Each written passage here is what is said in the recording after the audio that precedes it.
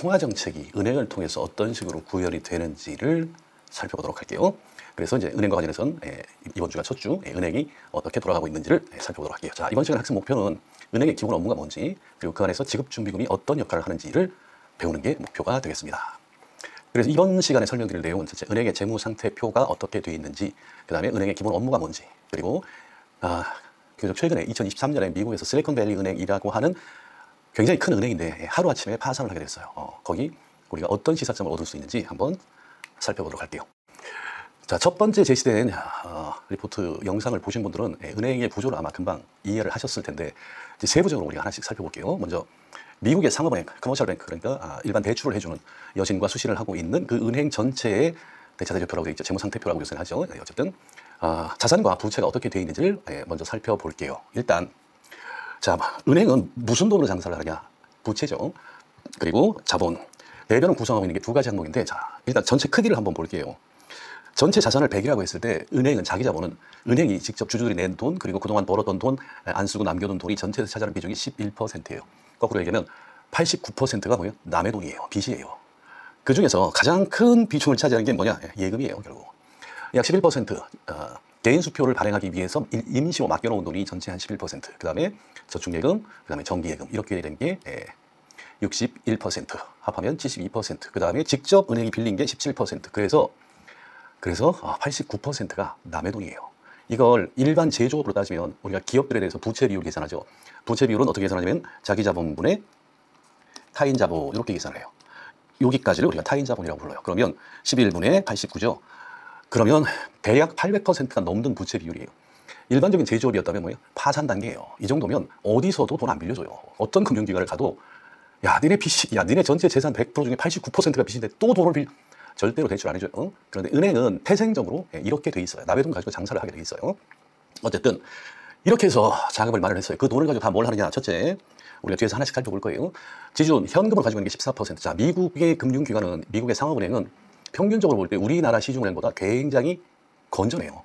자산 건전성이 굉장히 양호한 편인데, 일단 현금이 약 14% 정도 돼요. 여기 지준이라고 되어 있죠. 지급준비금의 약자예요. 그래서 앞으로 이제 지준이라고 그냥 표현을 할게요. 그 다음에 유가증권, 이렇게 마련한 돈을 가지고 유가증권에 투자를 해요. 얘기했죠. 정부가 국채를 발행하면 의무적으로 은행들이 사줘야 돼요. 왜? 그런 거 하라고 허가를 내준 거예요. 은행업에 대해서. 그래서 할 수 없이 유가증권을 가지고 있어요. 그리고 투자 목적으로. 자, 여기서 이 돈의 특징이 뭐냐 하면 전부 다 뭐예요? 이자가 있다는 거예요. 우리가 예금을 할 때는 은행에서 이자를 받을 걸 기대를 하죠. 물론 뭐 제로금리의 경우, 아니면 계좌 유지 수수료 해서 일정 금액 미달이면 이자를 받는 게 아니라 돈을 내고 내 돈을 맡겨야 되는 그런 경우가 간혹 있지만 현재까지는. 그 다음에 차입금에 대해서도 이자를 줘야 돼요. 그러니까 자, 이 모든 돈에 대해서 매년 약속한 이자가 있어요. 자, 이거보다 더 높은 수익을 내는 게 뭐예요? 이 자금 운용의 목표예요.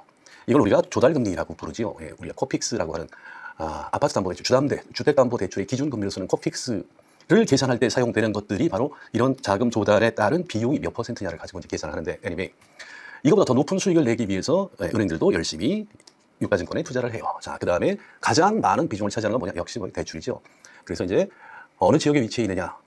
가게들이 많은 지역, 그 다음에 뭐 소매업이 많은 지역, 아니면 울산이나 뭐 이런 산업 거점, 그런 데는 상공업에 대한 대출이 많겠죠. 그 다음에 부동산 대출, 소비자 대출, 은행 간 대출, 기타 대출 등등등등. 은행의 기타 자산, 그러니까 건물이죠. 건물도 이제 자기가 빌려 쓰죠. 본사만 있고. 그 비중은 얼마 안 돼요. 결국 대부분 다 돈을 벌려고 열심히 하고 있는데 그중에 대출이 가장 큰 비중을 차지한다라고 일단 이해를 하시면 되고, 자, 은행의 목적은 뭐다? 이렇게 조달한 자금보다 더 높은 자산을 통해서 더 높은 수익을 올려서 이자를 주고 남는 게 내 돈이에요. 실제 내 돈 얼마 없지요. 다 남의 돈이니까. 자, 그러면 이 항목들을 하나씩 좀 자세하게 살펴볼게요. 자, 먼저 부채 쪽을 볼게요. 대변 쪽을 먼저 보시면, 예전에는 가장 많은 비중을 차지했던 게 미국의 은행들은 수표발행 예금이에요. 예전에는 거의 모든 사람들이 전부 다 신용카드가 대중화되기 전에는 개인 수표를 썼으니까 제가 수표 그 샘플을 보여드렸죠. 저도 이제 옛날에 그걸 썼었고, 그래서 60년대에는 이 돈이 약 60% 이상을 차지했었어요. 그런데 이제 신용카드가 일반화되면서 이 예금의 비중이 계속 줄면서 은행들이 새로운 방식으로 자금을 조달하는 방법들을 계속해서 개발을 해나가게 돼요. 그런 게 이제 CD나 CMA 뭐 이런 것들, 단기 금융 상품을 가지고 자금을 조달하게 되는데, 어쨌든 그래서 이 비중은 줄어들고 있어요. 그 다음에 두 번째, 비거래성 예금이라고 모여져 있는 것들이 있죠. 이게 제일 큰 비중을 차지하죠. 결국 뭐예요? 예금이에요. 그래서 일반 고객들이 맡겨놓은 돈이에요. 저축예금이 약 절반 정도, 한 50%를 차지하고, 그 다음에 정기예금, 소액, 거액 합해서 한 12% 정도. 예, 여기서 거액 정기 예금으로 분류가 되는 것들은 뭐 10만 불 이상인 것들. 그 다음에 차입금. 그래서 페드에서 중앙은행으로부터 빌린 돈들이 있고, 그 다음에 연방주택대출은행 등, RP 등등등 해서 직접 은행들이 빌려온 돈이 약 17% 정도를 차지하고 있어요. 그 다음에 자본으로 분류가 된 게 주식을 발행해서 주주한테 뺏은 돈, 그 다음에 그동안 벌었던 것 중에서 배당하지 않고 가지고 있는 돈, 이걸 다 합하면 전체의 약 10%를 조금 넘는다라고 이해하시면 돼요. 이거 숫자 외우시는 거 아니에요. 대충 구조가 이렇게 생겼다라는 거고. 자, 그 다음 이렇게 조달한 자금을 가지고 어디에 주로 투자를 하고 현금을 갖고 있느냐 항목들을 하나씩 보면 지준이라고 되어 있는 게 있지요. 지준 및 현금. 자, 이게 가장 중요한 항목 중에 하나예요. 무수익 자산이죠. 자, 은행이 앞에서 본 것처럼 이거는 일정한 만기가 도래하면 아니면 예금자가 요청을 하면 항상 현금으로 내줘야 돼요. 그럴 경우에 대비해서 현금을 가지고 있어야죠. 그런데 문제는 뭐냐면 현금은 무수익 자산이에요. 현금은 이자를 낳지 않죠. 은행의 모든 돈은 자본금을 제외한 나머지 돈은 다 이자를 줘야 돼요. 그러니까 그 돈을 가지고 지급해야 되는 이자보다 더 높은 수익을 내야 되는데 그렇다고 이걸 현금 없이 전부 다 이런 데다가 그러면 직접 예금자들이 찾아왔을 때 돈을 못 주죠. 그러면 은행은 문을 닫아요. 그래서 일정 부분만큼 현금을 보유해야 되는데 여러분이 첫 번째 영상에서 본 것처럼 미국은 지준율이 얼마로 되어 있다? 10%가 표준이죠. 그래서 현대금융의 이론은 미국을 기준으로 해서 전체 부채, 그러니까 예금의 10%를 현금으로 가지고 있어야 된다라고 일단 알고 계시면 돼요. 다음 주에 설명드리겠지만 우리나라의 경우 이게 훨씬 낮아요. 10% 정도 갖고 있는 은행은 별로 거의 없어요. 우리나라는 이거보다 기준이 훨씬 낮은데 나중에 한번 설명드리고 이 지준을 결국 말 그대로 지급준비금, 지급할 때를 대비해서 항상 지급이 가능한 형태, 그러니까 뭐 현금을 가지고 있어야죠. 그런데 이걸 은행에다가 야, 너네 예금이 총 100조니까 그중에 10%, 10조를 현금으로 가지고 있어야 된다. 은행은 뭐예요? 민간기업이라고 했죠. 현금을 가지고 있으면 불리해요. 왜? 수익이 안 나니까. 그러니까 네, 가지고 있겠습니다라고 하고 그걸 가지고 열심히 주식에 또는 채권에 투자를 하고 대출. 그래서 중앙은행에다가 니네가 가지고 있어야 되는 현금, 야, 나한테 다 맡겨. 내가 일괄적으로 보관을 해줄게. 라고 해서 각 은행마다 그 나라의 중앙은행에 별도의 계좌가 있다라고 생각을 하시면 돼요. 그 계좌에 전체 예금의 100조, 그 중에 지급준비율 10%라고 치면 10조를 중앙은행에다 맡겨놔야 돼요. 그걸 뭐라고 하느냐? required reserve, 필요 지준이라고 불러요. 법으로 강제가 되어 있는 거예요. 이 금액은 꼭 중앙은행에다가 맡겨놔야 돼요. 그 다음에 초과 지준은 지준율이 10%니까 예금이 100조면 10조만 맡겨도 되는데 이게 안 맞지요. 왜냐하면 예금자가 어느 날 갑자기 돈을 많이 찾아갈 수도 있고 아니면 예금이 갑자기 많이 들어올 수 있고 하니까 이 10%라는 비율은 정해져 있는데 이 금액이 매일매일 달라져요. 그래서 실제 현장에서는 은행에서는 예금이 많이 빠져나갔어요. 그런데 필요지는 중앙은행에 맡겨놓은 돈은 그대로예요. 그러면 뭐 남지요? 10%를 초과하게 돼요. 왜? 예금이 줄었기 때문에. 그 10%를 초과하는 금액을 초과 지준이라고 일단 부를게요. 이게 공식 명칭인데 어쨌든 돈이 남아요. 필요한 것보다 훨씬 더 많이 중앙은행에 내 돈이 맡겨져 있어요. 우리나라도 그렇고 미국도 그렇고 이렇게 지준으로 일반 은행들이 중앙은행에다가 강제로 맡겨놓은 돈에 대해서 이자를 좀 줘요. 적긴 하지만. 자, 그걸 일단 초과 지준이라고 부른다. 그 다음에 시재금. 현재 시점에 재고가 있다는 얘기예요. 시재금 돈이에요. 볼트 캐치라고 그러죠. 볼트는 금고라는 뜻이죠. 그러니까 은행 가면 뭐예요? 저 벽장에 가면 항상 큰 금고가 있지요. 거기에 현금을 보유하고 있는 경우가 있어요. 그걸 우리가 시재금이라고 불러요. 그 다음에 타점권은 뭐예요? 다른 은행에 받을 수 있는 수표예요. 즉, 내가 가게를 하고 있는데 손님이 물건을 사가면서 수표를 적어줬어요. 근데 그 수표를 발행한 데가 어디냐면 B은행이에요. 그러면 나는 주거래은행이 A은행이니까 A은행에다가 그 받은 수표를 갖다 줘요. 내 통장에다가 이거 좀 예금해 주세요. 그러면 내 주거래은행인 A은행은 이건 B은행에서 받을 건데 내가 받으면 되겠구나. 이게 타점권이에요. 다른 은행으로부터 받을 수 있는 권리가 있는 증서. 미국의 이제 개인 수표 같은 거죠. 이런 항목들을 다 더한 게 이제 지준 및 현금 항목에 포함이 돼 있어요. 그 다음에 유가증권은 이제 제2지준이라고도 표현을 하는데 이건 국채, 지방채, 기타 증권, 유동성이 높아서 언제든지 현금화가 가능해요. 그러니까 예금자가 찾으러 잠깐만요. 제가 이거 팔아서 드릴게요 해서 현금만큼 즉시 대응할 수는 없지만 빠른 시간 내에 현금으로 전환을 해서 빚을 갚을 수 있는 거, 현금을 지급해 줄 수 있는 거 이런 것들이 이제 유가증권에 해당해요. 자, 그 다음에 은행의 본래 업무죠. 대출이 가장 큰 비중을 차지하죠. 자, 그래서 미국도 금융기관의 종류가 많아요. 우리가 11주 차에 이제 하부구조, 그 다음에 12주 차에 계속해서 이제 우리나라의 금융구조를 인프라를 하나씩 살펴보면서 우리나라의 금융기관의 종류가 어떻게 되어 있는지를 설명을 드릴 텐데 미국도 이제 주된 업무가 뭐냐에 따라서 인가를 조금씩 다르게 내줘요. 그런 것들이 이제 저축대부조합, 상호저축은행 뭐 이런 명칭을 가진 그런 기관들은 주로 이제 주택 관련 먹이지, 주택담보대출이죠. 이런 것들을 전문으로 해요. 그 다음에 이제 크레딧 유니언이라고 부르는 신용조합, 조합이라는 명칭이 붙으면 주로 그 조합에 가입된 조합원들, 소비자 대출을 중심으로 해주는 그런 기관들이에요. 그래서 금융기관의 형태가 뭐냐, 명칭이 뭐냐에 따라서 이 대출의 구조가 조금씩 차이가 나는데 어쨌든 대출이 가장 큰 비중을 차지하고 있다. 기타 자산에 해당하는 건 이제 은행의 물적 시설들 이런 것들이 기타 자산에 포함되어 있다.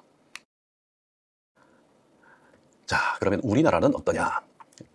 연도에 따라 조금씩 전체 금액에는 차이가 나는데 이 비중은 크게 변하지 않아요. 그래서 제가 이제 은행연합회에 들어가시면 거기 공시자료가 있어요. 그게 이제 시중은행들 평잔 말잔해서 재무상태표가 나와 있는데 제가 그걸 이제 다시 재편집을 했어요. 자, 일단 부채 쪽을 먼저 볼게요. 자, 예수금 CD를 포함해서 예금의 형태로 받은 게 총 얼마나 74%예요. 이제 이게 우리나라 시중은행들이에요. 자, 이제 미국하고 이제 비교를 해보시면 그렇구나 대충 나오죠. 자, 그 다음에 차입금이 4.1%, 그 다음에 채권 발행을 통해서 조달한 거, 기타.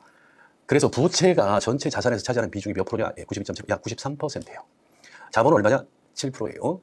굉장하지요. 아까 미국은 11%, 자기 자본이 11%였는데 우리나라는 7%밖에 안 돼요. 그러니까 부채 비율을 계산하면 7분의 93 이렇게 되죠. 그럼 뭐예요? 1000%가 넘어요. 결국 뭐예요? 은행은 남의 돈으로 장사하는 애들이구나 라고 이해를 하시면 돼요.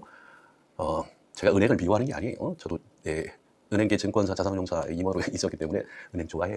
아무튼 이제 은행은 태생적으로 구조가 이렇게 생겼다라고 이제 이해를 하시면 되고, 자산을 볼게요. 이렇게 조달한 자금을 가지고 지금 은행에서 어떻게 쓰고 있느냐?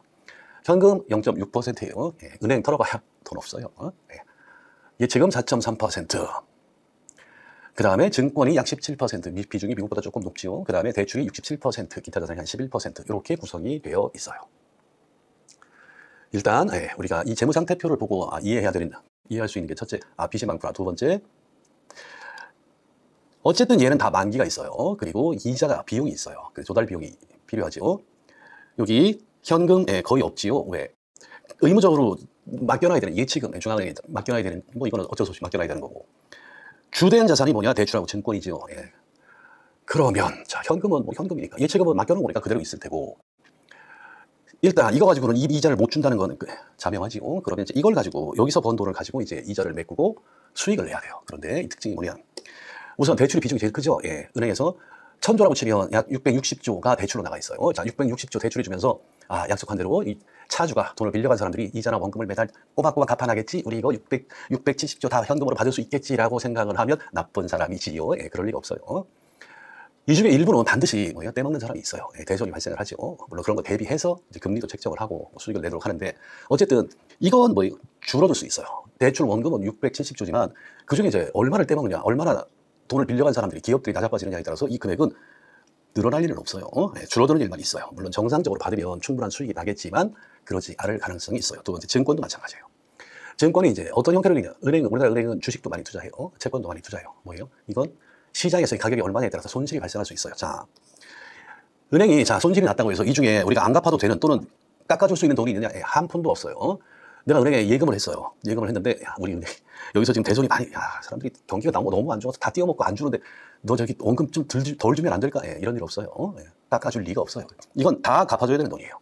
그 돈을 가지고 이렇게 투자를 했는데 이쪽에서 손실이 발생하면 결국 누군가 대차가 낮아야 되니까 이 대변에서도 뭔가 줄어야 돼요. 그 줄어들 수 있는 게 뭐밖에 없냐? 자본밖에 없어요. 일단 내 돈 가지고 메꿔요. 여기서 빵꾸난 돈 일단 메꿔요. 이쪽에서 비중이 뭐예요? 7% 이상 손실이 나면 어떻게 돼요? 자본이 없어져요.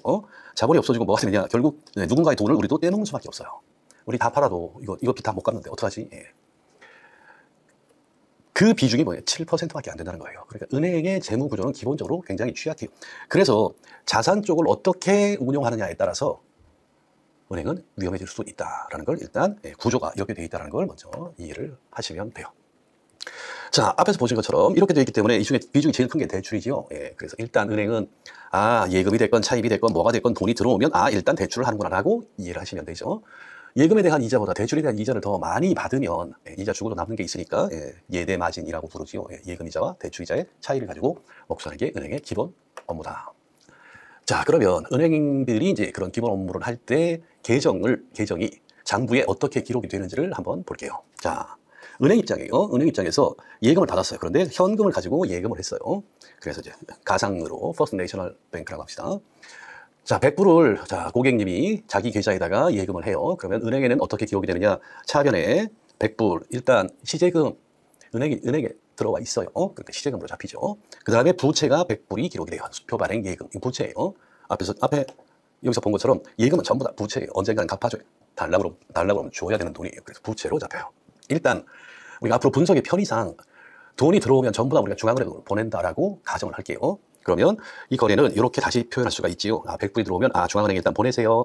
그러면 지준의 형태로. 만약에 이게 필요 지준 10%라고 하면 사실은 뭐 10불만, 10달러만 중앙은행에 예치를 하면 되죠. 일단 다 100달러 다 보냈다고 일단 가정을 할게요. 그럼 이 중에 필요 지준은 얼마예요? 10달러예요. 나머지 90달러는 뭐냐? 초과 지준이라고 하죠. 이 초과 지준, 여기에 증권, 대출, 여기에 사용할 수 있는 돈은 예금 한 100불이 아니라 뭐예요? 90달러예요. 10달러는 의무적으로 중앙은행이 강제로 대 통장에서 못 빼나가게 잡고 있는 거고 90불 초과 지준을 가지고 은행이 대출도 하고 투자도 하고 해요. 자, 그래서 이렇게 기록이 되는구나라고 일단 이해를 하시면 돼요. 물론 지급준비금이라고 하는 게 모든 나라에 강제가 되는 건 아니에요. 대표적으로 영연방이지만 캐나다나 영국, 뉴질랜드, 호주 이런 나라는 지급준비금에 대한 규제가 없어요. 그냥 니네가 알아서 가지고 있어라. 대신 자기 자본을 가지고 통제를 해요. 자기 자본을 충분히 가지고 지준이 왜 생겼느냐? 예금자들이 찾으러 왔을 때 돈이 없을까 봐 그걸 방지하기 위해서 강제로 지준 제도를 마련을 해놨는데 자기 자본이 충분하다 그러면 그냥 네 돈에서 일단 줘. 줄 수 있지요. 그래서 자기 자본을 가지고 규제를 하는 나라들도 있어요. 우리나라는 미국과 마찬가지로 지준이 있어요. 그래서 강제로 은행들이 돈을 중앙은행에 맡겨놔야 돼요. 자, 그래서 일단 이렇게 기록이 된다. 자, 고객님이 예금을 본인 계좌에다가 예금을 하시는데 수표를 가지고 왔어요. 그러면 일단 돈을 받았으니까 은행에서는 부채죠. 어디에 기록이 되느냐? 수표 발행 예금에 계좌 명의 수표 발행 예금이에요. 당좌예요. 100불 이렇게 기록이 돼요. 그 다음에 자산으로는 타점권, 현금이 아니죠. 이건 다른 은행에 내가 가서 대신 받아와야 돼요. 그래서 이걸 타점권이라고 불러요. 자, 그러면 그 타점이 어디냐? 세컨드 내셔널 은행이라고 가정을 할게요. 그러면 자, 퍼스트 내셔널 뱅크는 100불 받았으니까 100불은 현금과 마찬가지로 수표로 받았다고 해도 일단 지준으로 보내요. 그럼 100불, 수표 발행 예금 100불 이렇게 기록이 되고 거래의 상대방이에요. 이 타점권의 타가 어디냐? 다른 은행이 얘예요. 얘는 우리 고객이 자기 통장에 있는 걸 이쪽 통장으로 옮겼구나라는 얘기죠. 그래서 이 은행은 뭐예요? 수표 발행 예금 거기서 100달러가 나간 거예요. 그래서 부채가 줄어요. 그것만큼 지준도 100달러. 필요 지준은 10달러지만 일단 모든 돈이 다 중앙은행에 이체가 되어 있다고 가정을 하면 지준에서 100달러를 빼서 이쪽으로 보내주면 돼요. 이렇게 이제 은행 간의 거래가 발생이 되겠죠. 자, 이제 앞에 설명한 것처럼 지준율이 10%다. 지급준비율을 정부에서 중앙은행에서 10%로 정했어요. 정부가 중앙은행이 정하죠. 10% 그러면 100불을 내가 보냈는데 그중에 필요 지준은 10불, 초과 지준은 90달러가 되죠. 이 초과 지준은 언제든지 이 퍼스트 내셔널 은행이 중앙은행에서 찾아서 이걸 사용할 수 있어요. 대출에 쓰건 투자에 사용하건 어떤 용도로든 사용을 할 수 있어요. 그래서 은행이 수익 창출에 사용할 수 있는 돈은 필요 지준을 뺀 초과 지준을 가지고 한다라는 것만 먼저 이해를 하시고, 자, 은행은 기본적으로 어떻게 수익을 내느냐? Asset Transformation이라고 되어 있죠. 자산의 변환 기능을 통해서 수익을 올려요. 자, 은행이 조달한 돈은 뭐예요? 모두 만기와 이자를 가지고 있는 돈들이에요. 이 만기는 사람마다 달라요. 내가 예금을 해놓고 1년간 안 찾을 수도 있고 내일 모레 찾을 수도 있고, 그렇지만 우리가 영상에서 본 것처럼 모든 사람들이 일시에 다 찾으러 오진 않는다는 걸 알고 한 10% 정도만 찾으러 올 거에 대비해서 갖고 있으면 충분하더라라고 오랜 경험을 통해서 알려져 있기 때문에 보통 미국은 이제 10% 지준율을 유지를 하고 있는데, 만기가 짧지요. 왜? 이걸 뭐 정기예금도 있지만 요금을 예금은 언제든지 예금자가 돈을 찾으러 오면 돈을 줘야 돼요. 요금을 예금이라고 하지요. 만기가 짧아요. 대신 뭐 대출에 사용하죠. 이렇게 만든 돈을 가지고 대출은 뭐야? 만기가 길어요. 그래서 기본적으로 은행은 borrow short, 단기로 빌려요. 그 다음에 장기로 대출을 해줘서 수익을 내요. 이건 우리가 자산의 변환 기능이라고 해요. 만기가 짧은 자산을 가지고, 만기가 짧은 돈을 가지고 길게 돈을 빌려주죠. 왜? 이 사람들이 다 한꺼번에 찾으러 오지 않기 때문에 그걸 믿고 장기로 투자를 해요. 물론 일부는 찾아올 거에 대비해서 그게 지준이고, 지준율 10%면 충분하다. 그래서 자산의 성격을 변환시킴으로써 수익을 낸다. 이게 은행의 기본 업무라고 이해를 하시면 돼요. 물론 이것 때문에 문제가 생기기도 하는데, 그 대표적인 말도 안 되는 안타까운 사례가 실리콘밸리 은행의 파산 사건이에요. 자, 2023년에 은행의 명칭에서도 알 수 있는 것처럼 실리콘밸리, 미국의 IT 기업들이 모여있는 동네죠. 이쪽에 거점을 두고 영업을 하고 있는 은행이에요. 그래서 주로 스타트업, 기술 기업에 대해서 집중적으로 대출을 해줘요. 자, 이걸 우리가 전문가의 역설이라고 불러요. 자, 은행에서 제일 중요한 기능은 뭐냐? 자산에서 안 까먹는 거예요. 그런데 그 자산에서 제일 큰 비중을 차지하는 게 대출이에요. 그러니까 대출을 해줄 때 떼먹히지 않는 게 제일 중요해요. 그걸 사전에 관리하는, 그래서 그걸 평가하는 걸 우리가 심사 기능이라고 부르죠. 스크리닝을 해요. 그래서 대출 신청을 하면 각종 서류를 보고 회사 내용을 보고 얘들한테 빌려줘도 되겠다, 돈을 받을 수 있겠다 없겠다. 그래서 이제 심사역, 제일 중요한 역할을 하는 게 여신 심사 기능이에요. 그래서 이제 금융연수원 가면 이제 심사역 전문 교육을 하기도 하는데, 어쨌든 이렇게 특정 분야에 집중이 돼 있으면, 예를 들어서 우리가 울산에 있는 은행이다, 울산에 거점을 두는 은행이다. 그러면 거래하고 있는 회사들이 대출을 주로 어디에 많이 하느냐? 조선 아니면 자동차 관련 회사들의 대출을 해줘요. 부품 만드는 회사, 2차 벤더. 그러면 회사 내용만 딱 하고 대표 30분만 면담을 해보면 아, 이 회사 괜찮은 회사, 돈 빌려줘도 되겠다 안 됐다. 전문가가 돼요. 예, 내가 한 30년 동안 이 일을 하니까 얼굴만 봐도 알겠어. 아, 떼먹을 놈, 안 떼먹을 놈. 그러면 전문성이 높아지니까 상대적으로 안정적으로 뭐 대출을 해줄 수 있어요. 그런데 문제가 뭐냐? 산업에 대한 의존도가 높아지기 때문에 자동차 산업에 큰 충격이 왔다. 그러면 같이 문을 닫게 돼요. 예.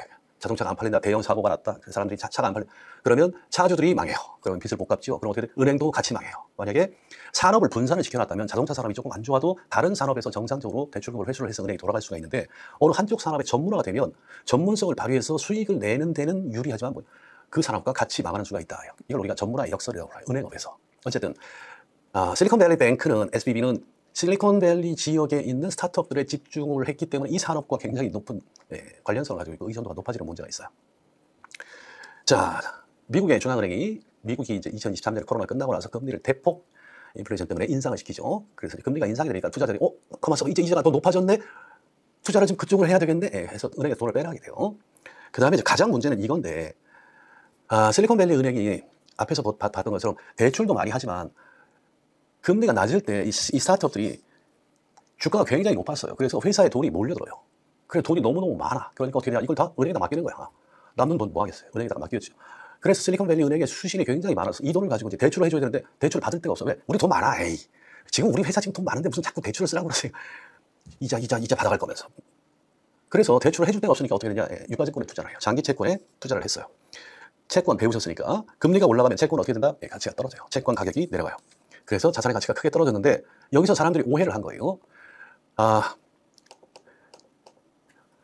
자, 이 증권에서 평가 손실이 발생해요. 그런데 이건 평가 손실이기 때문에 은행은 이 채권을 팔려고 중도 매각을 하려고 투자를 한 게 아니라 만기를 다 맞춰놨어요. 이건 3년짜리 국채, 이건 5년짜리 국채, 그런 뭐예요? 내가 만기까지 한다라고 가정을 했을 때 채권을 사는 순간 만기까지 얻을 수 있는 수익률이 결정이 되죠. 배웠어요. 만기 수익이라고.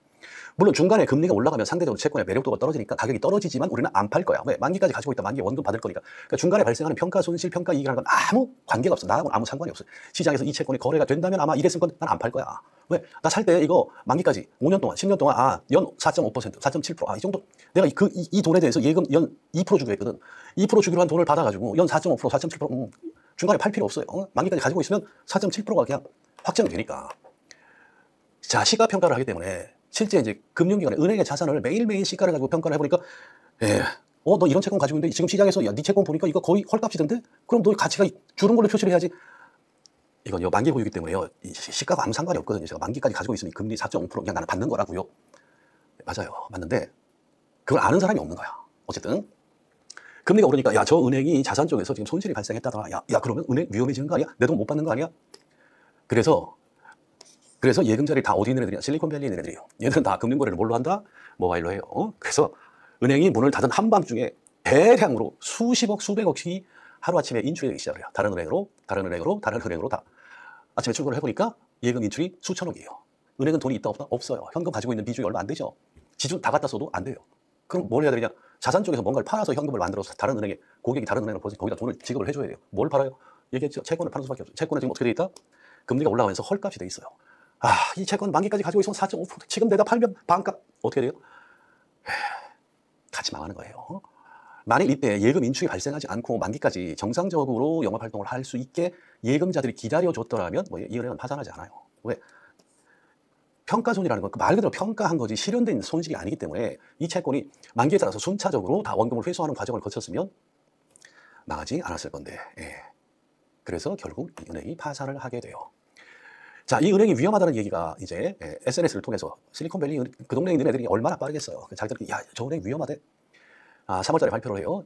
우리가 최대한 자산을 매각을 해서 여러분의 예금을 다 안전하게 지켜드리겠습니다. 야, 쟤네가 자산을 판대. 야, 쟤네 진짜 위험한가 봐. 이렇게 된 거예요. 그래서 야, 안 되겠다.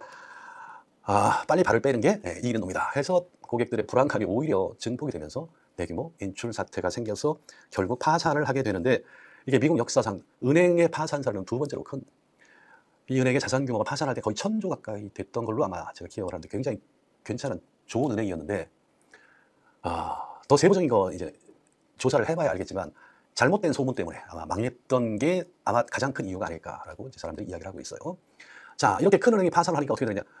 예금자 보호가 있지요. 예, 그래서 미국도 25만 불, 뭐 일정 금액 이상은 FDIC에서 보증을 안 해주는데 예금자들의 모든 예금을 보장하겠다고 미국 정부가 나서게 돼요. 이게 문제예요. 원래는 뭐예요? 우리도 예금자 보호법에 의해서 5천만 원 이상은 보호를 못 받게 돼 있지요. 그런데 진짜 대형 은행이 파산을 했다. 내가 거기에 7천만 원, 1억, 뭐 20억 대부분 정부가 알아서 메꿔줘요. 우리나라뿐만 아니라 다 똑같아. 대마불사다. 어쨌든 이런 사건이 있었어요. 자, 이런 사건을 우리가 은행의 재무상태표를 보시면 은행이 부채가 이렇게 생겼구나.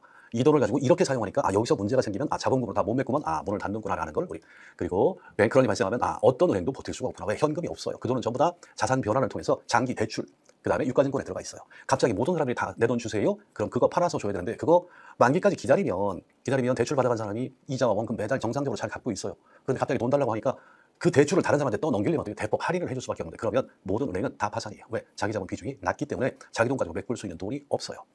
그래서 뱅크런이 발생하면 다 망한다라고 보시면 돼요. 자, 이번 시간에 우리가 은행의 재무상태표를 봤죠. 자금 조달 중에서 나라를 불문하고 가장 큰 비중을 차지하는 건 예금이다. 그 다음에 자기 자본 비중은 다른 산업에 비해서 아주 낮다. 그래서 자산을 건전하게 유지하는 게 굉장히 은행에서 중요하다. 은행의 수익을 내는 기본 원리는 자산 변환 과정이다. 이런 과정을 통해서 수익을 창출한다라는 걸 설명을 드렸어요. 자, 그럼 다음 시간에는 이제 은행 경영의 일반적인 원칙에 대해서 공부해 보도록 할게요. 자, 수고하셨습니다.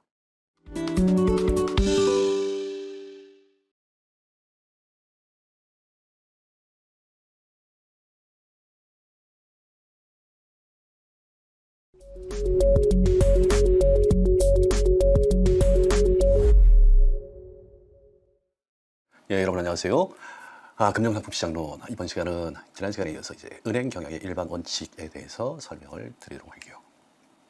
자, 이번 시간의 학습 목표는 결국 은행도 돈을 벌기 위한 기관이니까 이윤 극대화를 위해서 은행이 어떤 항목들을 관리를 해야 되느냐를 이해를 하시고 은행이 그러면 그 과정에서 어떻게 위험 관리를 어떤 항목에 대해서 해야 되느냐 추가적으로 수익을 내기 위해서 부외 활동 그러니까 재무상태표에 잡히지는 않는데 돈을 벌기 위해서 그 안에서 뭘 사부작 많이 하고 있죠. 그런 것들이 어떤 것들이 있는지 살펴보도록 할게요.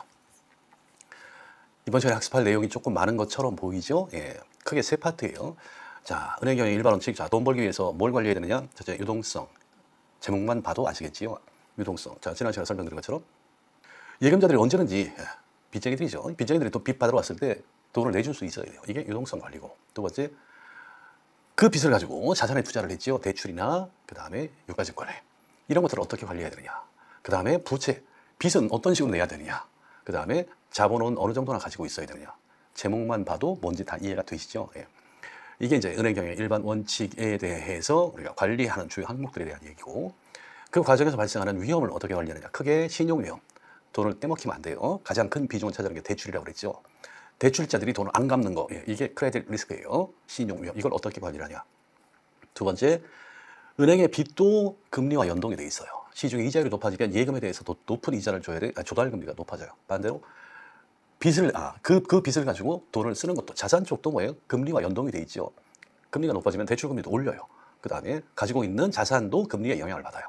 그러면 이제 앞으로 이자율이 어떻게 변할 것인가를 예측을 해서 거기에 맞게 자산 항목, 그 다음에 부채 항목 이런 것들을 조절을 해야 되는데 그걸 어떻게 관리를 해야 될 거냐. 그 다음에 추가적으로 수익을 내기 위해서 off balance sheet, 밸런스 시트에 나타나지 않는 그런 활동들이 뭐가 있냐. 이렇게 내용을 크게 세 파트인데 뭐 제목만 봐도 다 아시는 거니까 그 제목 수준에서만 살펴보도록 할게요. 이상으로 수업을 마치겠습니다 하면 얼마나 편하시겠습니까만 조금 구체적으로 살펴볼게요. 먼저 이윤 극대화를 위해서 유동성을 관리해야 된다. 목적은 뭐다? 인출에 대비하기 위한 거다. 자산을 적절하게 관리를 해야 된다. 그래서 채무 불이행 위험, 즉 빌려간 사람이 돈을 떼먹는 경우를 우리가 어떻게 관리를 할 것이냐. 분산을 해야 된다. 지난 시간에 전문화의 역설을 설명을 드렸죠. 한쪽에 집중적으로 투자를 하면 심사를 하기는 좋은데 똑같은 위험에 빠지게 된다. 그래서 여러 산업에 분산을 해야 된다. 부채 관리, 부채를 어떻게, 즉 빚을 어떻게 져야 되느냐. 가급적 싸게, 그죠? 그 조달 비용을 낮추는 방향으로 자본 적정성, 필요한 자본을 어느 정도나 가지고 있어야 된다. 원칙은 하나지요. 자본이 적을수록 좋아요. 즉 은행은 가급적이면 남의 돈 가지고 장사를 해서 돈을 많이 벌어서 이자 조금 주고 나머지 다 내 거로 만드는 게 은행의 목적이에요. 그러니까 은행은 자본금 늘리는 걸 굉장히 싫어해요. 자금을 적게 가지고 있는 게 자, 얼만큼을 가지고 있어야 되느냐. 정부 입장에서는 관리하는 차원에서 은행은 망하면 안 되니까 자본을 많이 가지고 있으라고 막 강제를 하죠. 은행은 그러면 수익이 안 나요. 그래서 어떻게 하든지 이걸 적게 둘이 열심히 타협을 해야 돼요. 자, 추가적으로 크레딧 리스크, 그 다음에 이자 위험 이 두 가지를 관리를 해야 된다. 먼저 유동성 관리 측면에서 한번 살펴볼게요. 자, 은행이 지준을 충분히 가지고 있어요. 초과 지준을 많이 가지고 있다. 자, 은행이 지금 예금이 부채가 그러니까 100만 불, 자본이 10만 불이에요. 자, 지준율이 10%니까 얼마만 가지고 있어야 되는데 필요 지준은 얼마냐? 10%에 해당하는 10만 불이에요. 그런데 지준을 20만 불을 가지고 있어요. 중앙은행에다 20만 불을 맡겨놨어요. 나머지 80만 불을 대출을 했어요. 그리고 증권으로 그래서 이제 양쪽이 다 110만 이렇게 돼 있어요. 자, 10만 달러를 찾으러 왔어요. 찾으러 오면 어떻게 되느냐? 주면 돼요. 우리 돈 많크렁. 그래서 지준에서 20만 달러 있는 것 중에서 10만 달러 주면 돼요. 예금자들이 10만 불 찾아갔으니까 이제 부채 90만 불로 줄고 지준 10만 불로 줄고 그래도 남아요. 왜? 예금이 90만 불이니까 필요 지준 얼마냐? 9만 불만 있으면 되는데 아직도 우리는 10만 불이나 중앙은행에 예치가 되어 있으니까 이거는 이제 수익을 내는 은행의 다른 자산 항목에 영향을 주지 않아요. 그러니까 수익은 그대로 나고 있어요. 자, 그런데 이제 지준이 충분하지 않은 경우에 자, 예금 100만 불, 10만 불만 맡기면 되는군요 해서 딱 필요 지준만 맞춰서 중앙은행에 맡겨놨어요. 10만 불 돌려주세요. 왔어요. 그래서 10만 불 줬어요. 어디서? 여기서 찾아서. 자, 앞이랑 똑같죠? 뭐만 다르냐? 이제 10만 불이 줄었어요. 줄었는데 지준에서 찾아서 10만 불 다 주고 나니까 빵! 이러면 혼나지요? 그래서 다시 채워놔야 돼요. 9만 불을. 9만 불을. 그래서 이 초과 지준은 예금 인출에 따른 비용 발생을 방지해주는 일종의 보험 역할을 해요. 이제 문제가 돼요. 90만 불이니까 필요 지준이 얼마냐? 9만 불이에요. 9만 불인데 지금 빵원이죠? 9만 불은 어디선가 채워놔야 돼요. 그러려면 뭘 해야 되냐? 대출을 회수를 하던가 아니면 증권을 팔아서 채워 넣어야 돼요. 지금 뭐예요? 자산 구조의 변화가 생겨요. 우리는 대출 90만 불, 그리고 증권, 지금 같은 상황에 이 정도는 투자를 해놔야 우리가 수익을 낼 것 같다. 라고 해서 최적으로 포트를 짜놨는데 9만 불을 어디선가 헐어서 채워 넣어야 되는 은행의 자산 구조의 변화가 발생을 하게 돼요. 만약에 이 돈을 차입을 한다 그러면 여기가 차입금, 그래서 지준을 9만 불을 빌려서 메꿔놨어요. 메꾸기는 했는데 뭐예요? 역시 부채지요. 차입금에 대해서 이자를 줘야 돼요. 이게 또 비용으로 기록이 될 수밖에 없다죠. 만약에 유가증권을 매각을 했다 그러면 9만 불을 채워야 되니까 에이씨 할 수 없다. 유가증권 10만 불 있었는데 그중에 9만 불 팔아서 지준을 메꿔놨어요. 파는데 뭐예요? 수수료가 나가지요. 그 다음에 지금 팔 때가 아닌데 어쨌든 이런 비용이 발생을 해요. 지준을 충분히 가지고 있으면 이렇게 자산의 변화를 주지 않고도 즉 수익 구조를 그대로 유지할 수 있는 데 비해서 지준이 충분하지 않으면 이런 잠재적인 비용이 따르게 된다. 만약에 9만 불이 모자라니까 이걸 중앙은행에서 차입을 해줄 수 있어요. 그래서 은행이죠. 중앙은행이 은행들에 대해서는 은행 역할을 해요. 그래서 페드가 빌려줘요. 빌려주는데 공짜로 줄 리가 없지요. 그걸 재할인율이라고 불러요. 거기에 대해서 이자를 줘야 돼요. 그때 적용되는 이자율이 재할인율이라고 하는 건데 어쨌든 9만 불을 빌려서 메꿔 놓으면 돼요. 대신 은행은 비용을 부담을 해야 된다. 수익이 줄어든다 해요. 대출을 줄일 수도 있어요. 그래서 대출이 90만 불이었는데 우리 9만 불 필요하거든. 너 갚어 해서 대출을 줄였어요. 이게 은행의 입장, 은행의 가장 큰 비중을 차지하는 게 뭐예요? 대출이에요. 은행의 주 수입원은 대출인데 강제적으로 이 대출을 줄여서 현금을 마련해서 지준을 쌓게 되면 은행에서는 가장 비용이 커요. 왜? 대출이 가장 높은 수익을 가져다 주는 자산 중에 하나예요. 그리고 만기도 안 되는데 갑자기 대출을 갚으라고 난리를 그럼 어떻게 되냐? 고객이 은행에 대해서 적대감을 갖게 돼요. 니네랑은 다시는 거래 안 한다. 그러면 소리 없이 이걸 처분을 하려면 어떻게 하냐? 내가 돈을 빌려서 받을 권리가 있죠? 이걸 다른 은행에다가 다른 금융기관에 팔아 넘기는 수가 있어요. 내가 앞으로 이자 원금 이렇게 받아야 되는데 이거 내가 싸게 줄 테니까 네가 받아가지면 안 될까? 대신 지금 9만 불 나한테 주면 이렇게 해서 대출을 매각하는 방법이 있어요. 다른 은행에서 그거 사가려면 뭐예요? 많이 깎아줘야 돼요. 결국 은행의 손실이에요. 어쨌건 은행은 지준을 충분히 가지고 있지 않으면 이런 비용이 발생하게 된다. 대규모 인출이 발생하면. 그래서 보험으로 지준을 충분히 가지고 있어야 된다. 대신 뭐예요? 지준은 수익이 안 나죠. 중앙은행에서 이자를 주긴 주는데 조금 줘요. 자, 자산은 그럼 어떻게 관리를 해야 되느냐? 유동성은 지준을 가지고, 자산은 크게 두 가지죠. 대출, 증권 두 가지니까 여기서 가장 높은 수익이 나게 대신 위협을 줄이면서 그리고 언제든지 현금화가 가능한 형태로 이런 게 있으면 참 좋겠다라는 얘기죠. 예, 이상적인 이야기예요. 이런 방향으로 자산을 관리하면 좋겠다는데 잘 안 돼요. 예. 어쨌든 원칙은 뭐 이의를 제기할 게 없죠. 너무나 당연한 얘기니까. 돈 많이 벌면 좋습니다. 안전하게. 그리고 언제든지 현금화가 가능하면 좋습니다. 예. 하나만한 얘기죠. 자, 자산 관리하는데 네 가지 큰 수단이 있다. 첫째, 심사를 잘해야 된다예요. 떼먹히면 안 된다예요. 그래서 보통 금융기관들은 빌려준 돈에서 채무 불이행률은 1% 미만이에요. 그래서 잘 안 빌려. 신용도가 낮은 기업이나 개인에게는 돈을 안 빌려주려고 하죠. 그래서 은행은 뭐예요? 비가 안 올 때 우산을 빌려줬다가 비가 오면 우산을 뺏어간다. 예. 본질이 그렇게 돼 있어요. 그 다음에 수익률이 높고 위험이 낮은 유가증권을 사면 좋다. 좀 알려주세요. 예. 분산 투자를 통해서 위험을 감축하면 좋다. 예. 그래서 대출 전반의 문제를 설명을 드렸죠. 유동성이 낮은 자산에서 얻을 수 있는 수익률. 자산이 수익이 높다. 왜? 가격이 낮으니까. 왜 가격이 낮냐? 사람들이 안 사니까. 왜? 후졌다고 사람들이 평가를 하니까. 주로 유동성이 낮은 자산들이 주로 그래요. 유동성이 높은 자산은 수익률이 낮아요. 그래서 이 사이에서 균형을 찾는 게 좋다. 그래서 자산 관리는 크게 저럴 원칙으로 하시면 된다. 자, 부채 쪽은 어떻게 관리를 해야 되느냐? 원래 은행들은 예전에는 주로 수표 발행 예금이 워낙 비중이 컸기 때문에 부채 쪽에 대해서는 별로 신경을 안 썼어요. 가만히 있어도 어차피 사람들이 현금을 들고 다닐 수가 없으니까 은행에다 맡겨놓고 다 수표를 써가지고 돈을 쓰니까 가만히 있어도 매달 수표 발행 예금이 쌓여요. 그 돈 가지고 알아서 자산 관리 잘해서 수익을 내면 되니까 고민을 안 했는데 이제 금융기관들 간의 경쟁이 심해지면서 아이비들, 그러니까 투자은행들이 고객들의 자금을 쓸어가기 시작을 해요. 야, 안 되겠다. 은행도 이제 자금 유치를 위해서 관심을 기울여야 되겠다. 그래서 이제 머니센터 뱅크라고 뉴욕이나 시카고나 샌프란시스코 같은 데 금융기관들이 몰려있는 데에서 자기들끼리 새로운 혁신적인 상품들을 많이 개발을 하면서 자금 조달원이 다양해지면서 자, 이걸 구조를 어떻게 만드는 게 좋겠는지에 대한 고민을 하게 돼요. 그래서 초단기 대출 시장도 생기고 은행 간에 자기들끼리 남는 돈을 현금을 가지고 있으면 뭐예요? 한 푼이라도 벌으려면 일시적으로 돈이 부족한 은행들, 야, 너 돈 필요하다며, 야, 내가 일주일만 빌려줄게, 우리 돈 남는데. 이렇게 해서 은행 간의 시장도 생기게 되고 양도성 예금 증서 같은 새로운 금융 상품을 통해서 자금을 조달하는 방법들이 계속해서 개발이 되게 돼요. 그러면서 이제 기존의 전통적인 자산 관리, 여기 부채 관리를 합해서 ALM이라고 부르는 자산 부채 종합 관리라는 개념이 생겨나게 돼요. 그러면 지금은 이제 모든 금융기관이 알코위원회, 자산부채종합관리위원회라는 조직을 두어서 자, 부채를 어떤 식으로, 돈을 어떤 식으로 마련할 거냐. 이렇게 마련된 돈을 앞에서 말한 그런 유동성을 중시하면서 어떤 자산에 얼만큼씩을 투자하는 게 좋을 거냐를 종합적으로 관리하는 문제에 사람들이 집중을 하게 돼요. 자, 자본은 적절하게 가지고 있으면 좋죠. 예. 은행의 자본은 우리가 지난 시간에 본 것처럼 은행이 파산을 막는 데 도움이 돼요. 그 다음에 대신 자본의 규모가 많으면 수익이 떨어져요.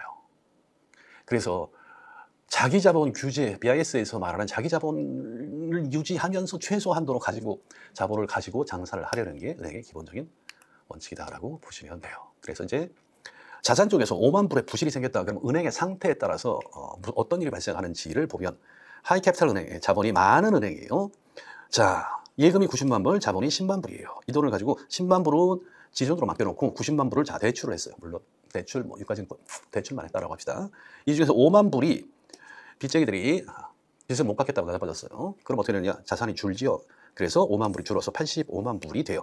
그럼 이쪽도 어딘가가 뭘 줄어야 되죠. 예. 예금자들이 돈 안 받아갈 일은 없고 그래서 내 돈 가지고 메꿔야 된다. 그래서 자본이 줄어요. 자, 로우 캐피탈 은행, 얘는 빚 가지고 장사를 하는 애예요. 자기 돈은 4만 불이에요. 96만 불이 예금 빚이에요. 자, 그걸 가지고 이렇게 투자를 했는데 여기서 5만 불의 손실이 발생했어요. 그래서 5만 불. 자본 이게 4만 불 다 메꿨는데 안 되지요. 예, 그러면 예금을 줄일 수는 없어요. 우리 떼먹는 놈이 많아서요. 예금 못 드리겠는데요. 예. 이런 일이 생기면 어떻게 되냐? 예, 은행이 망할 수도 있다요. 그런데 역사적으로 은행은 망하게 안 두죠. 예. 다른 은행에 넘겨버려요. 통으로 자산부채 위해서 보고. 은행은 민간 기업이기 때문에 주주를 위해서 주주의 수익률을 극대화하는 게 목표예요. 그러면 우리가 재무 비율이 여러 가지가 있는데 그 중에서 주주의 입장에서 가장 중요한 비율은 뭐냐? ROE예요. 자기 자본 순이익률. 자, 기업의 순이익. 자, 기업이 3천억의 이익이 났다. 그게 중요한 게 아니라 한 주당 얼마를 벌었느냐가 중요하죠. 그래서 자기 자본 1원당 얼마를 번 거냐 자기 자본으로 나눠주시면 돼요. 이걸 ROE라고 불러요. 자기 자본 순이익률이라고 불러요. 그 다음에 당기순이익을 기업의 총 자산으로 나눠줄 수도 있어요. 이걸 ROA, Return on Asset, 총 자산 순이익률이라고 부르는데 의미는 뭐냐? 자, 당기순이익 이걸 총 자산 1원당 얼마를 순이익을 얼마를 벌었냐? 이건 자기 자본 1원당, 즉 주주가 낸 1원당 얼마를 벌었느냐를 계산하는 값이에요. 물론 이제 퍼센트로 나타나요. 그래서 ROE 10%, 우량한 기업이죠. 내 돈 가지고 와 1년에 10%씩 수익을 내는구나. 주주들이 좋아해요. 20%더 좋아해요. 그래서 기업은 ROE를 높이는 걸 목표로 해요. 자, 일단 자기 자본 승수라고 일단 정의를 할게요. 재무 비율이 여러 가지가 있는데 자기 자본 승수는 여기가 EM인데 자. 총 자산을 자기 자본으로 나눈 거예요. 총 자산은 어떻게 구성이 되어 있느냐? 자기 자본 플러스 부채, 타인 자본 이렇게 구성이 되어 있죠. 그래서 자기 자본분의 자기 자본 플러스 타인 자본이에요. 자기 자본분의 자기 자본 1 플러스 자기 자본분의 타인 자본 이건 뭐라고 그랬죠? 이걸 부채 비율이라고 불렀죠. 그래서 1 플러스 부채 비율을 자기 자본 승수라고 일단 표현을 할게요. 그러면 우리의 목표는 뭐냐? ROE를 높이는 게 목표예요. 그런데 ROE는 총 자산분의 당기순이익 곱하기 자기 자본분의 총 자산 두 개를 곱해서도 계산할 수가 있어요. 자, 요거 요렇게 지금 뭐가 나와요? 자기 자본분의 당기순이익 나오죠. 총 자산을 개입시켜서 비율을 두 개를 쪼갠 거예요. 왜? 우리는 이걸 알고 있어요. 당기순이익을 총 자산 이걸 ROA라고 한다. 자기 자본분의 총 자산을 equity multiplier라고 한다. 그러니까 ROE는 ROA 곱하기 EM이구나. 그러면 ROE를 높이려면 두 가지 방법이 있어요. 하나는 ROA를 높이거나 아니면 멀티플라이어를 높이거나 두 가지 방법이에요. 자, 이거는 당기순이익이 확정이 되면 뭐예요? 비율이 저대로 나오죠. 이걸 높이고 싶은데 당기순이익 이렇게 그러면 일정한 당기순이익 하에서 ROE를 높이려면 뭘 하면 되냐? 얘를 높이면 돼요. 얘를 높이려면 어떻게 하느냐? 이건 상수 1 플러스 부채 비율 자기 자본분의 타인 자본 그러면 어떻게? 자기 자본을 줄이거나 타인 자본을 늘리면 돼요. 그러니까 은행이 주주를 위해서 ROE를 높이려면 자기 자본을 적게 가지고 있어야 되는구나. 아니면 부채를 많이 써야 되는구나라는 걸 우리가 이 비율 간의 관계를 통해서 알 수 있어요. 그래서 은행은 자기 자본을 적게 가지고 싶어 해요. 부채를 많이 갖고 싶어 해요. 이게 그 사이에서 자본 적정성을 이제 관리를 해야 돼요. 그래서 안정성과 주주의 수익률 간에 이런 상충 관계가 있다라는 걸 간단하게 확인을 해봤지요. 글로벌 금융위기 때 자본 경색이 왜 신용 경색을 은행의 자본이 취약해지면서 대출이 줄어들게 됐는데 왜 그랬을까? 은행이 자본이 부족하니까 어때요? 신용 증가, 대출 증가율이 하락할 수밖에 없어요. 왜 자본이 줄었냐? 은행이 대출을 해줬던 머기지에서 주택 가격이 떨어지면서 여기서 엄청난 부실이 발생하게 돼요. 손실이 발생하면 은행은 어떻게 된다? 일단 자기 자본이 줄어요. 자기 자본이 줄면 경기가 침체가 되고 새로운 자본을 얻기가 어려워요. 그래서 어떻게 하느냐? 대출이 줄 수밖에 없다. 그래서 경제는 취약해지는 과정으로 가게 된다. 이걸 경험을 통해서 알고 있기 때문에 우리는 은행의 건전성이 그만큼 중요하다는 걸 알고 있어요. 그리고 자산은 이런 측면에서 이제 관리를 하시면 되고, 자, 위험은 첫째 신용위험. 가장 큰 비중을 차지하는 대출에서 돈을 떼먹히면 안 되죠. 안 떼먹히려면 어떻게 해야 되느냐? 스크리닝, 심사를 잘해야 돼요. 그래서 역선택 문제를 줄이기 위해서 또 다 배웠지요. 어드밴스 셀렉션 문제를 줄이려면 거래가 발생하기 전에 철저하게 조사를 해야 돼요. 그러기 위해서 하는 게 심사 기능이에요. 그래서 이제 크레딧 스코어, 신용 평점이라는 걸 사용을 하게 되지요. 금융위기에서 이 부분에 대해서 다시 한번 설명을 드릴 거예요. 그 다음에 대출을 전문화하면 돼요. 그러면 지난 시간에 예를 든 것처럼 얼굴만 봐도 이놈이 떼먹을 놈인지 안 떼먹을 놈인지를 알 수 있어요. 그 분야에 집중을 해서 회사 재무제표, 공장 돌아가는 거, 평수, 기계 도입해 놓은 거, 30년 전 기계를 지금도 쓰고 있는데, 얘네 좀 문제가 있겠는데, 금방 알아요. 그러면 심사는 잘할 수 있는데 역시 위험이 커진다라고 설명드렸죠. 그 다음에 제한적 약관을 강제를 하고 그대로 집행을 하시면 돼요.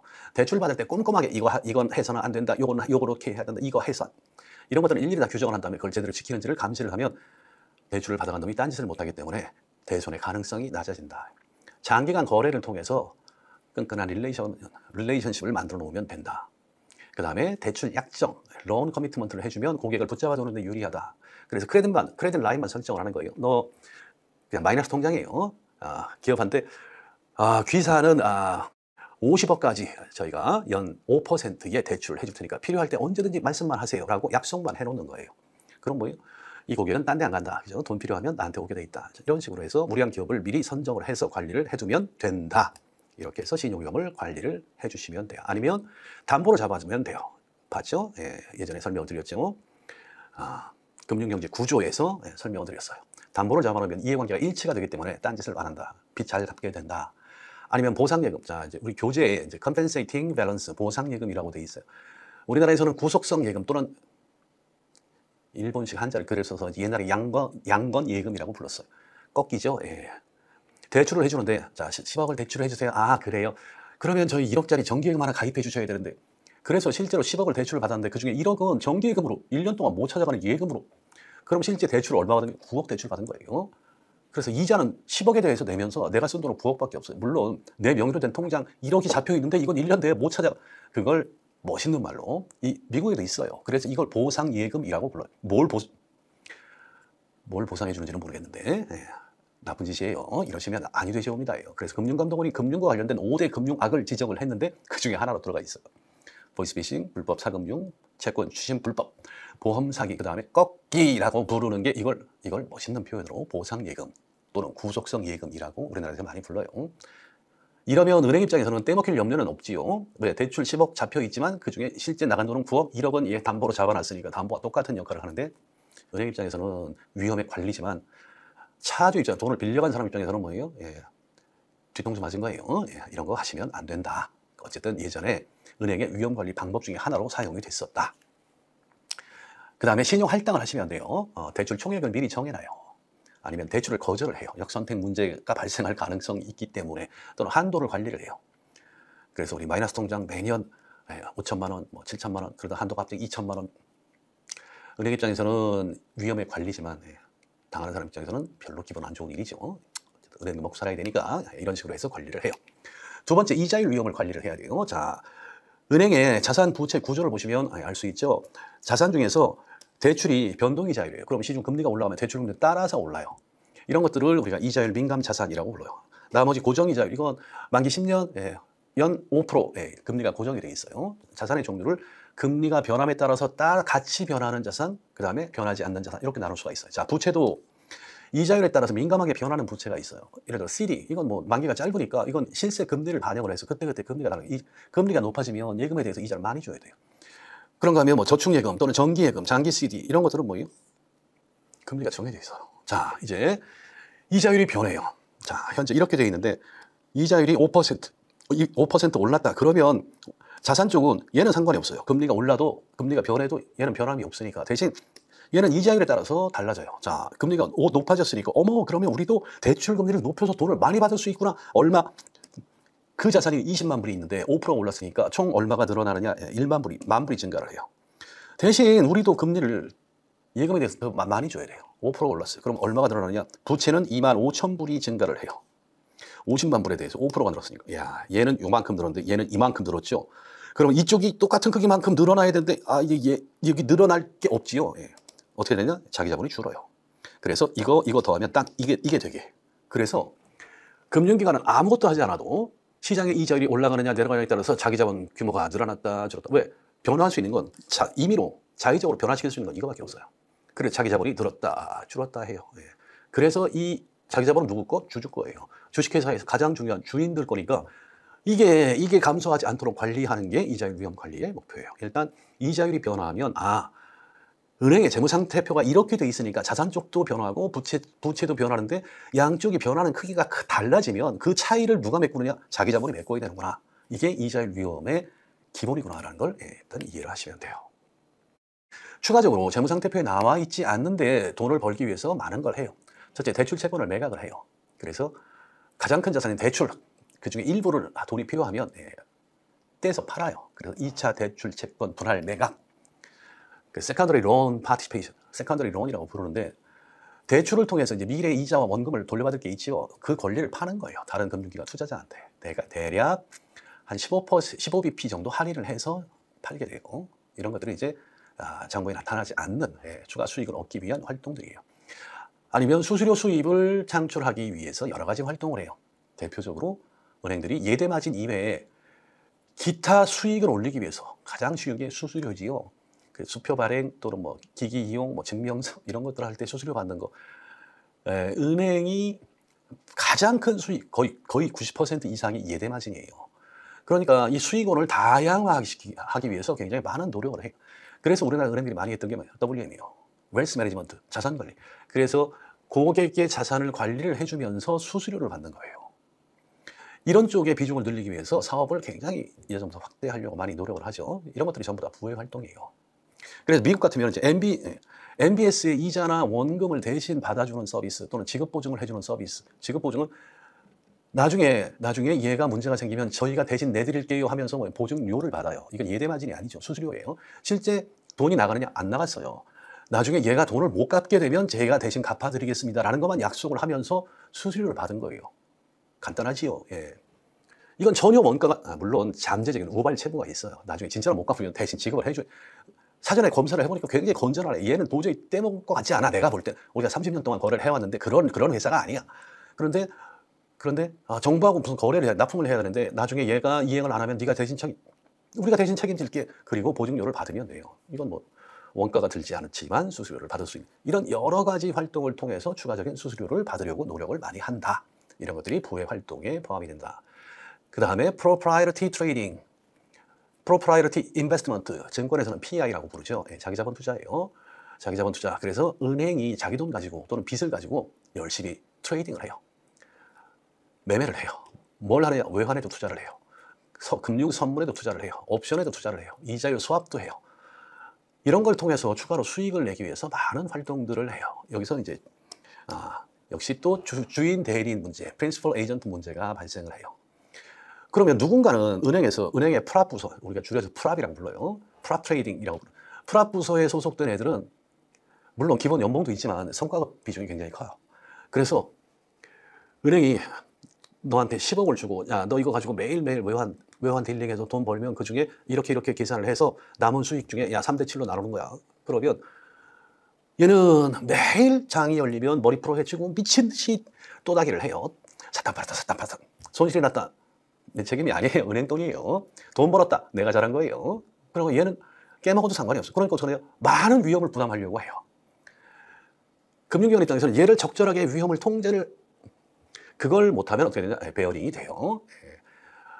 베어링 은행이 파산을 했지요. 그래서 이제 1파운드에 이제 팔려가는 그게 어디서 사고가 난 거냐? 은행이 부실이 많이 생겨서 그런 게 아니고 트레이딩하는 부서를 관리를 못해서 얘가 어마어마하게 거래를 많이 했다가 한 방에 말아드신 거예요. 금융기관 전체가 무너질 수도 있어요.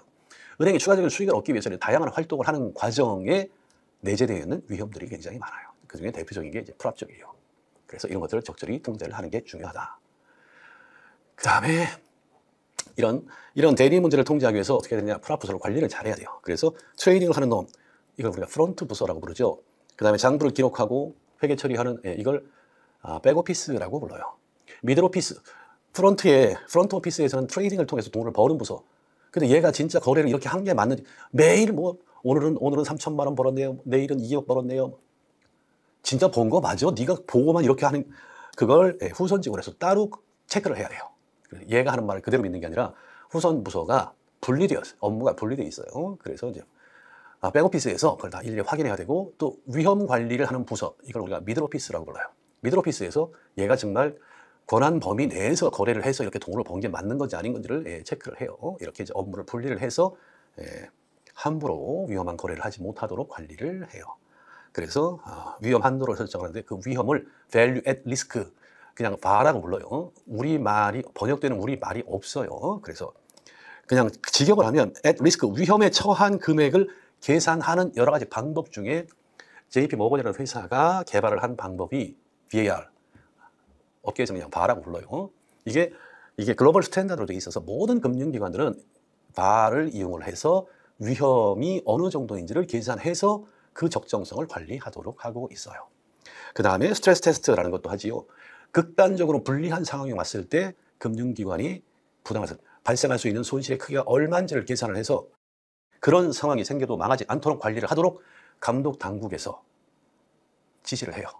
그걸 우리가 스트레스 테스트라고 불러요. 스트레스 상황이 왔을 때 손실의 규모가 어느 정도나 되는지, 그런 상황이 와도 은행이 버틸 수 있는지를 사전에 체크하는 방법, 이게 스트레스 테스트예요.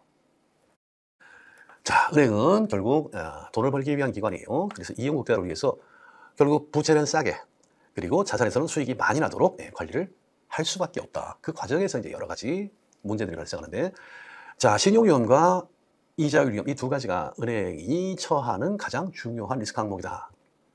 그 다음에 추가로 은행들은 부의 활동을 통해서 적극적으로 수익을 얻기 위해서 많은 노력을 하고 있다. 이건 전 세계 모든 은행이 다 공통적으로 하고 있는 업무이다라고 설명을 드렸어요.